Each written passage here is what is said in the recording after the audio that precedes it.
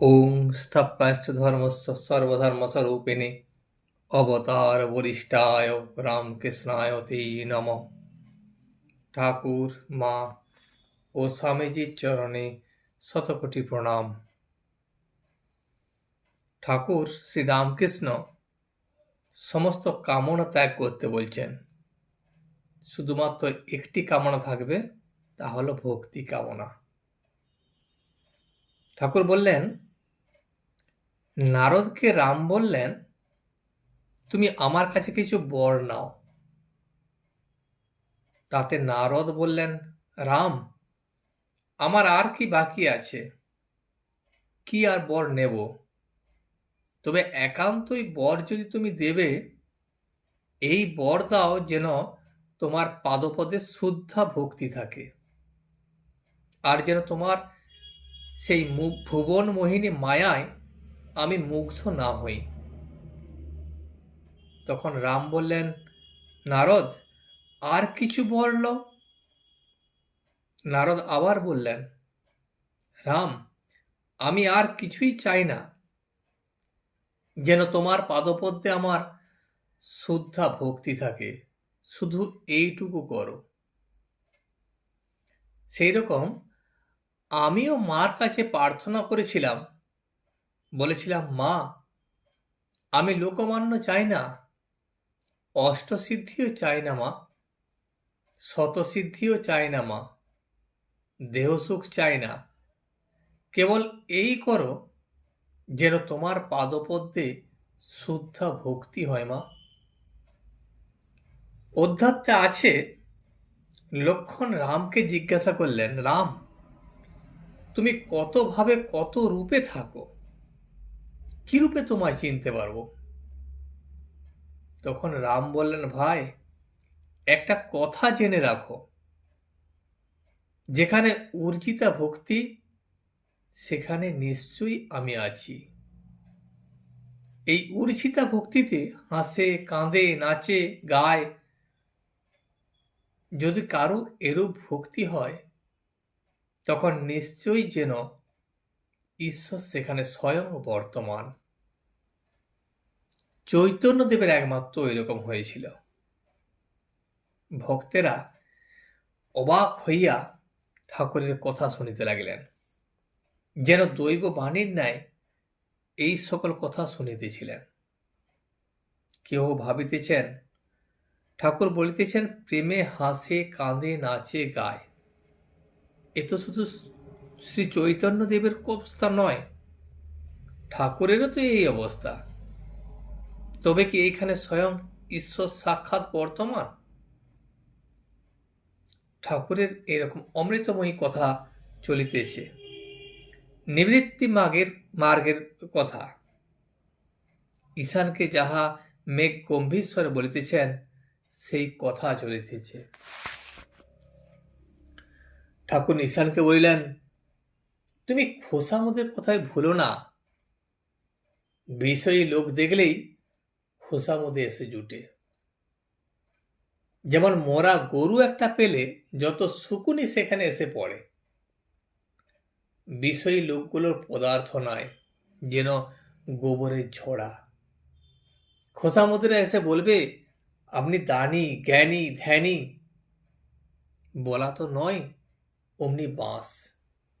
ও কি কতগুলো সংসারী ব্রাহ্মণ পণ্ডিত নিয়ে রাত দিন বসে থাকা, আর তাদের খোসামদ শোনা। সংসারী লোকগুলো তিনজনের দাস। তাদের কি পদার্থ থাকে? মেঘের দাস, টাকার দাস, আর মনিবের দাস। একজনের নাম করব না, সে 800 টাকা মাইনে, কিন্তু মেঘের দাস। উঠতে বললে উঠে, আর বসতে বললে বসে। আর সালিসি, মড়লি, এসব কাজ কি? দয়া, পরোপকার? এসব তো অনেক হলো। এসব যারা করবে তাদের থাক আলাদা। তোমার ঈশ্বরের পাদপদ্মে মন দিবার সময় হয়েছে, তাকে পেলে সব সময় পাওয়া যায়। আগে তিনি, তারপর দয়া। পরোপকার, জগতের উপকার, জীবের উদ্ধার, তোমার ও ভাবনায় কাজ কি? লঙ্কায় রাবণ মরল, তখন বেহুলা কেঁদে আকুল হলো। তাই হয়েছে তোমার। একজন সর্বত্যাগী তোমায় বলে দেয় এই করো, তবে বেশ হয়। সংসারী লোকেরা পরামর্শে ঠিক হবে না, তা ব্রাহ্মণ পণ্ডিতই হউন আর যিনি হউন। পাগল হও, ঈশ্বরের প্রেমে পাগল হও। লোকে না হয় জানুক যে ঈশান এখন পাগল হয়েছে, আর পারে না, তাহলে তারা আর সালিসি মোড়ালি করাতে তোমার কাছে আসবে না।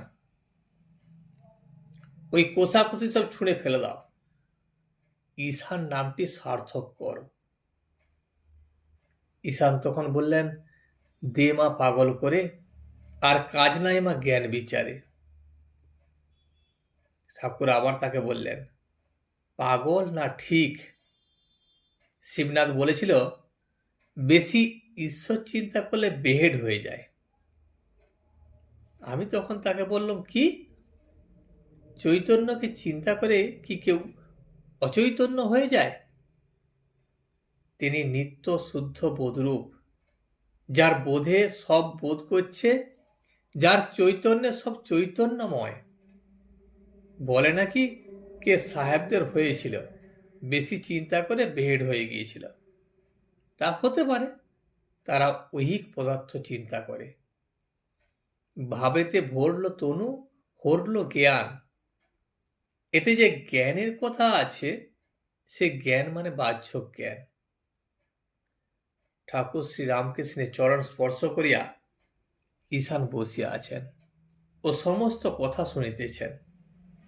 তিনি একবার মন্দির মধ্যবর্তী পাষাণময়ী কালী প্রতিমার দিকে চাহিতেছিলেন, আর দীপালোকে মার মুখ হাসিতেছে, যেন দেবী আবির্ভূতা হইয়া ঠাকুর শ্রী রামকৃষ্ণের মুখনিসৃত বেদ মন্ত্রতুল্য বাক্যগুলি শুনিয়া আনন্দ করিতেছেন। ঈশান ঠাকুরকে বলিলেন, এই যে সব কথা আপনি শ্রীমুখে বললেন, ওসব কথা মনে হয় ওইখান থেকে এসেছে। ঠাকুর তখন বললেন, আমি যন্ত্র, উনি যন্ত্রী, আমি ঘর, উনি ঘরণী, আমি রথ, উনি রথী। উনি আমায় যেমন চালান আমি তেমনি চলি, যেমন বলান তেমনি বলি। কলিযুগে অন্য প্রকার দৈববাণী হয় না। তবে আছে বালক কি পাগল, এদের মুখ দিয়ে তিনি কথা কন। মানুষ গুরু হতে পারে না, ঈশ্বরের ইচ্ছাতেই সব হচ্ছে।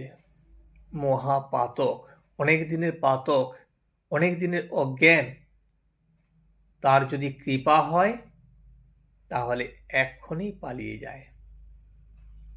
এখন 1000 বছরের অন্ধকার ঘরের ভিতর যদি হঠাৎ আলো আসে, তাহলে সেই 1000 বছরের অন্ধকার কি একটু একটু করে যায়, না এক্ষুনি চলে যায়?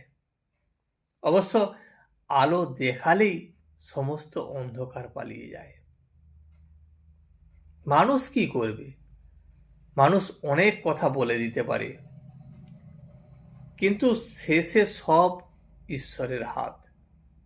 উকিল বলে, আমি যা বলবার সব বলেছি, এখন হাকিমের হাত। সেই রকম সমস্ত কিছুর হাত হলেন ঈশ্বর। ব্রহ্ম নিষ্ক্রিয়।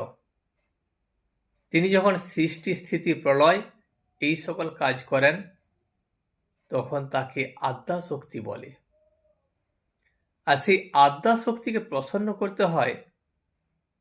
চণ্ডীতে আছে জানো না, দেবতারা আগে আদ্যাশক্তি স্তব করলেন। তিনি প্রসন্ন হলে তবে হরির যোগ নিদ্রা ভাঙবে। ঈশান বললেন, আজ্ঞা, মধুকৈটব বধের সময় ব্রহ্মাদি দেবতারা স্তব করছেন। তং সাহা তং সধা তং হি বসৎকার স্রান্তিকা সুধা তমক্ষরে নিত্যে ত্রিধা মাত্রাত্মিকা স্থিতা অর্ধমাত্রা স্থিতা নিত্যা চানুর্চর্যা বিশেষত তমেব সাত্বং সাবিত্রিতং দেবী জননী পরা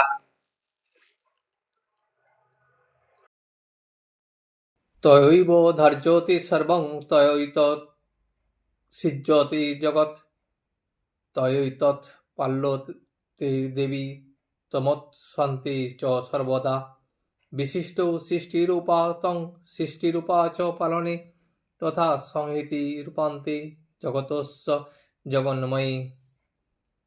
ঠাকুর তখন বললেন, হ্যাঁ, ওইটি ধারণা।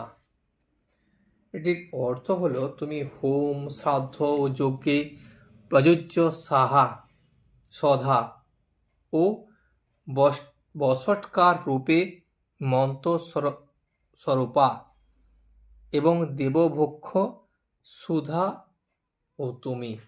হে নিত্যে, তুমি অক্ষর সমুদায়ে হস্য দীর্ঘ ও প্লুত এই 3 প্রকার মাত্রা স্বরূপ হইয়া অবস্থান করিতেছ এবং যাহা বিশেষরূপে অনুচর্য ও অর্ধমাত্রারূপে অবস্থিত তাহাও তুমি।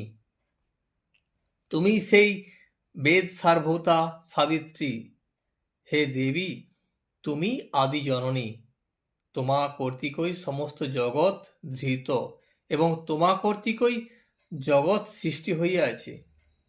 তোমা কর্তৃকই এই জগৎ পালিত হইতেছে এবং তুমি অন্তে ইহা ভক্ষণ করিয়া থাকো। হে জগৎরূপে, তুমি এই জগতের নানা প্রকার নির্মাণ কার্য সৃষ্টিরূপা ও পালন কার্যে স্থিতিরূপা এবং অন্তে ইহা সংহার কার্যে তদ্রূপ সংহার রূপা। তারপর ঠাকুর কালী মন্দিরের সম্মুখে ভক্তেরা শ্রীরামকৃষ্ণকে ঘেরিয়া চতুর্দিকে বসিয়া আছেন। এতক্ষণ অবাক হইয়া ঠাকুরের শ্রীমুখের বাণী শুনিতেছিলেন। এইবার ঠাকুর গাত্রোত্থান করিলেন। মন্দিরের সম্মুখে চাতালে আসিয়া তিনি ভূমিষ্ঠ হইয়া মাকে প্রণাম করিলেন। তখন ভক্তেরা সকলে তাহার কাছে সত্বর আসিয়া তাহার পাদমূলে ভূমিষ্ঠ হইয়া পড়িলেন। সকলেই তার চরণধূলির ভিখারী। সকলে তাহার চরণ বন্দনা করিলে পর ঠাকুর চাতাল হইতে নামিতেছেন ও মাস্টারের সঙ্গে কথা কইতে কইতে নিজের ঘরের দিকে আসিতেছেন। ঠাকুর গীত গাইতে গাইতে মাস্টারকে বলিতেছেন, প্রসাদ বলে ভুক্তি মুক্তি উভয়ে মাথায় রেখেছি। আমি কালী ব্রহ্ম জেনে মর্ম ধর্মাধর্ম সব ছেড়েছি। এই ধর্মাধর্ম কি জানো? এখানে ধর্ম মানে বৈধি ধর্ম, যেমন দান করতে হবে, শ্রাদ্ধ, কাঙালি ভোজন, এইসব। এই ধর্মকেই বলে কর্মকাণ্ড। এই পথ বড় কঠিন পথ। নিষ্কাম কর্ম করা খুব কঠিন, তাই ভক্তিপথ আশ্রয় করতে বলেছে। একবার একজনের বাড়িতে শ্রাদ্ধ করেছিল, তাতে অনেকজন লোকজন খাচ্ছিল। একটা কসাই সে গরু নিয়ে যাচ্ছে কাটবে বলে, তো গরু তো কোনো মতে বাগ মানছিল না। কসাই তখন হাঁপিয়ে পড়েছিল। তখন সে ভাবলে শ্রাদ্ধ বাড়ি গিয়ে খায়, খেয়ে গায়ে জোর করি, তারপর গরুটাকে নিয়ে যাব। শেষে সে তাই করলে। কিন্তু যখন সে গরুটা কাটলে, তখন যে শ্রাদ্ধ করছিল তারও গোহত্যার পাপ হলো। তাই বলছি, কর্মকাণ্ডের চেয়েও ভক্তিপথ ভালো। ঠাকুর ঘরে প্রবেশ করিতেছেন, তাহার সঙ্গে মাস্টার। ঠাকুর গুনগুন করিয়া গাইতেছেন। নিবৃত্তি মার্গের বিষয় যা বললেন তারই ফুট উঠছে। ঠাকুর গুনগুন করে বলছেন, অবশেষে রাখো গোমা হাড়ের মালা সিদ্ধি ঘটা। ঠাকুর আসিয়া তার ছোট্ট খাটটিতে আবার বসিলেন। অধর, কিশোরী ও অন্যান্য ভক্তেরা আসিয়া বসিলেন। ঠাকুর ভক্তদেরকে বললেন, ঈশানকে দেখলুম, কই কিছুই তো মনে হয় নাই। বলো কি, পুরশ্চরণ 5 মাস করেছে, অন্য লোকে এক কাণ্ড করত। অধর বলল, আমাদের সম্মুখে ওকে অত কথা বলা ভালো হয় নাই। ঠাকুর তখন তাকে বললেন, সে কি, ও যাপক লোক, ওর অতে কি? কিছুক্ষণ কথার পর ঠাকুর অধরকে বলিতেছেন, জানো, ঈশান খুব দানি, আর দেখো জপ তপ খুব করে।